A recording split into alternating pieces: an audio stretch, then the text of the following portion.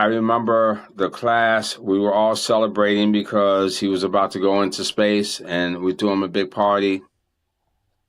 And I remember coming home, and my father was just staring at me along with my two brothers, just watching me. I'm like, why are they staring at me?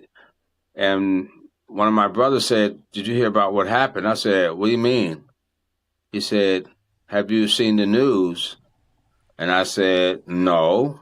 So they still didn't tell me. They sat me in front of the TV, and the Space Shuttle Challenger blew up.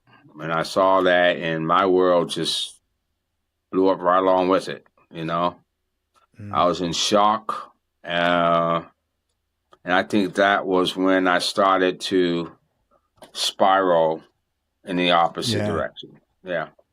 Yeah, you're direct and honest in the book, laying it all out, the troubles you went through with addiction and recovery, and the spiral like that.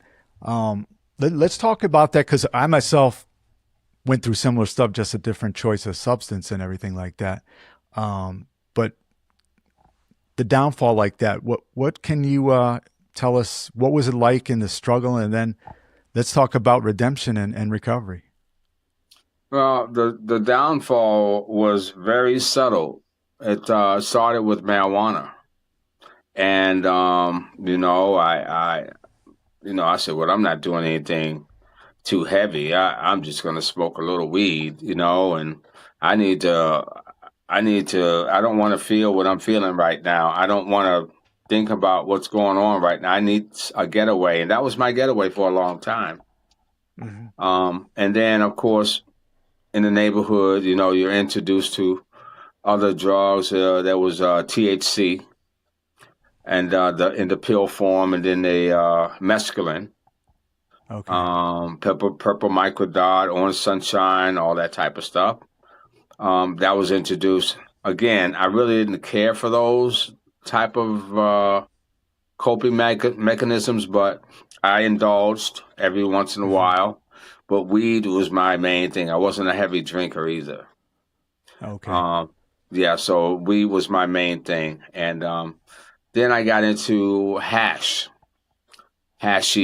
And Right. that was something like, it was similar to weed to me, but it was just more potent. And there was a lot of hash, and I even sold hash for a little while, out of the place that I was renting out.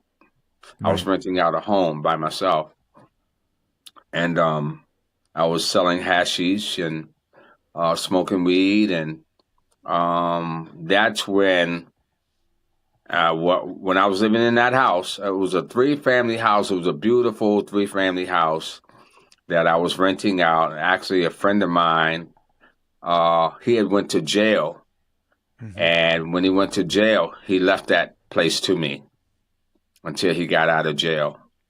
So that's how I was able to really afford it. It wasn't really, a big expense or anything. But that's when the neighborhood cutie pie came to my house one day and said, I was already snorting cocaine too. Let me mention that. I was snorting Right. cocaine. That's it. I wasn't smoking it.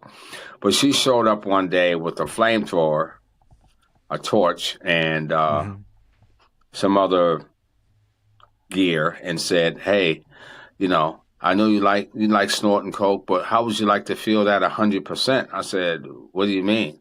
She said, "Well, don't you want to get it? Don't you want to feel it 100%, 100 times?" I said, "Well, yeah, of course. I mean, who wouldn't want their money's worth, right?" So I said, "Of course I would. Of course I want my money's worth. I want 100% sure." So she put it on a pipe and she started to burn it. And I said, "Hey, what are you doing? What are you doing?" She said, "No, no, no. Just smoke it. Just try it." Right. And then I inhaled it off the pipe, and then that was it. That was the start of something that it was hard to come back from.